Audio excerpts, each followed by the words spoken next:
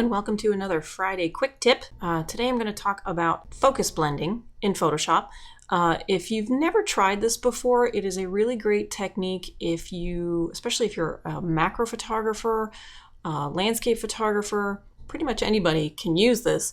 So here I have a situation where I wanted to maintain a very soft focus on the background.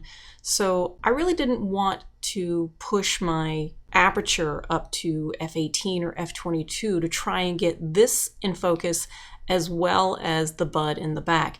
So what I did is I took two different images, and you can do this with 2, 5, 10, however many images you need to get sharp focus from the very front to the very back. And I brought them both into Photoshop. Now, if you're bringing these images in from Lightroom, what you're going to want to do is you're going to want to grab one, Command or Control click and grab the other, just right click on them and say Edit In. And instead of just saying Adobe Photoshop 2020, I would just say Open as Layers in Photoshop. So that'll put one image on top of the other image, and that's where we ultimately want to get to.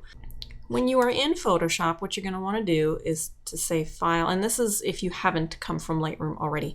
So File, Scripts, Load Files into Stack. And I'm going to click on Add Open Files. So you can see these two images right here. Just click OK through any of that.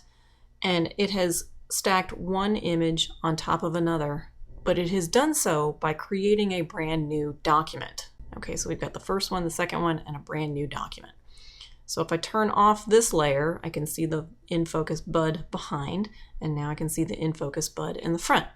So what I want to do is I want to select all my layers. So you click on the bottom one, you hold the Shift key, and you click on the top one, even if that's 10 layers, and you want to go to Edit. If there was a breeze, if you do have 10, 15 images, however many, you might want to click on Auto Align Layers to see if they'll put them together nicely and make sure that everything matches up. In this situation, I was on a tripod and there was no wind, so I'm not really concerned about the images not being aligned. So I'm just going to go straight to Auto Blend Layers. Now when I do this, I get two choices.